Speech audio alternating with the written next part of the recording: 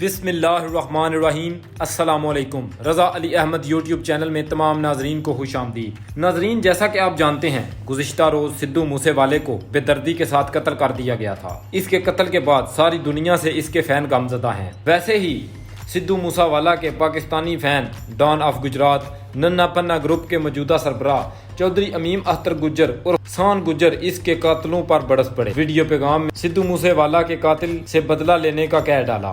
Video کی تفصیل میں جانے سے پہلے میری گزارش ہے کہ میرے چینل کو ضرور سبسکرائب کر دیں۔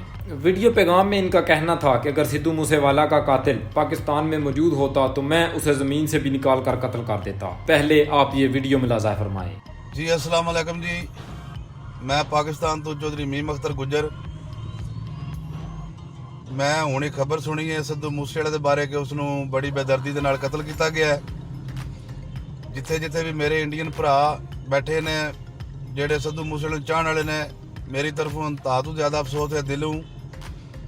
یہ بڑی زیادتی ہوئی ہے۔ ایہو جے بندے انسان جڑے نے دنیا تے کدے کدے آمدے نے، بندہ سانبھن والا سی، گماون والا نہیں آ، پر جس بھی ظلم کیتا ہے اس نے بڑا زیادہ ظلم کیتا ہے۔ اس نے اگر پاکستان دے وچ ہوندا تے میں آپے ہی خود اودیاں نیاں بھی گھر دیاں پٹ سڑنیاں سن تے میں کڈ لینا سی۔ ہن انڈیا دے وچ ہے تے اتھے بھی ماما نے بڑے بڑے لال جمے نے۔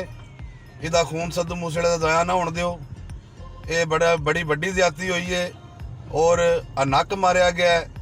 ਕੋਈ ਕਿਸੇ ਨਾਲੋਂ ਜ਼ਿਆਦਤੀ ਨਹੀਂ ਸੀ ਪਿਆ ਕਰਦਾ, ਕੋਈ ਕਿਸੇ ਬੰਦੇ ਨਾਲੋਂ ਜ਼ੁਲਮ ਨਹੀਂ ਸੀ ਪਿਆ ਕਰਦਾ। ਇਹ ਜ਼ਿਆਦਤੀ ਕੀਤੀ ਗਈ ਉਸ ਦੇ ਨਾਲ ਤੇ ਇਸ ਗੱਲ ਦਾ ਬੜਾ ਹੀ ਅਫਸੋਸ ਹੋਇਆ ਹੈ।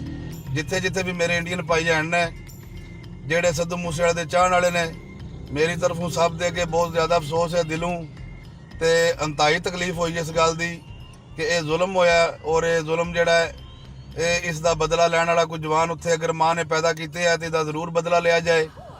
ਇਹਦਾ ਸਿੱਧੂ ਮੂਸੇ ਵਾਲੇ ਦਾ ਖੂਨ ਜਿਹੜਾ ਇਸ ਤਰ੍ਹਾਂ ਨਾ ਜ਼ਾਇਆ ਜਾਣ ਦਿਓ। ਮੈਂ ਤੇ ਇਹ ਗੱਲ ਕਰਨਾ ਤੇ ਜੇ ਪਾਕਿਸਤਾਨ ਦੇ ਵਿੱਚ ਹੁੰਦਾ ਤੇ ਫਿਰ ਤੁਹਾਨੂੰ ਆਪੇ ਹੀ ਪਤਾ ਲੱਗ ਜਾਣਾ ਸੀ। ਸਾਡਾ ਭਰਾ ਸੀ, ਅਸੀਂ ਦਿਲੋਂ ਚਾਹੁੰਦੇ ਉਸ ਨੂੰ ਤੇ ਕਿਉਂਕਿ ਉਹ ਬਹੁਤ ਅੱਛਾ ਮਤਲਬ ਸਿੰਗਰ ਸੀ ਤੇ ਬਹੁਤ ਅੱਛਾ ਗਾਇਕ ਔਰ ਅੱਛੀਆਂ ਗੱਲਾਂ ਸਨ ਉਸ ਦੀਆਂ। ਬਸ ਉਹ ਗੱਲਾਂ ਹੀ ਉਹਦੀਆਂ ਬੰਦੇ ਨੂੰ ਲੈ ਗਈਆਂ ਨੇ ਤੇ ਅਸਦ ਦਾ ਸ਼ਿਕਾਰ ਹੋ ਗਿਆ ਹੈ।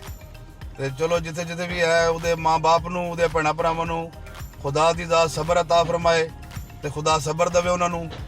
ਤੇ ਮੇਰੀ ਤਰਫੋਂ ਇੰਤਹਾਈ ਅਫਸੋਸ ہے، بہت زیادہ افسوس ہے۔ ناظرین، جیسا کہ آپ نے دیکھا چودھری امیم اختر گجر کا کہنا تھا کہ انڈیا پنجاب میں اگر کسی ماں نے پنجابی شعر پیدا کیا ہے تو وہ سدھو موسے والا کی موت کا بدلہ ضرور لے گا۔ اسی کے ساتھ آپ کا خادم رضا علی احمد آپ سے اجازت چاہتا ہے۔ انشاءاللہ اگلی ویڈیو میں ملاقات ہوگی۔ اتنی دیر کے لیے اللہ حافظ۔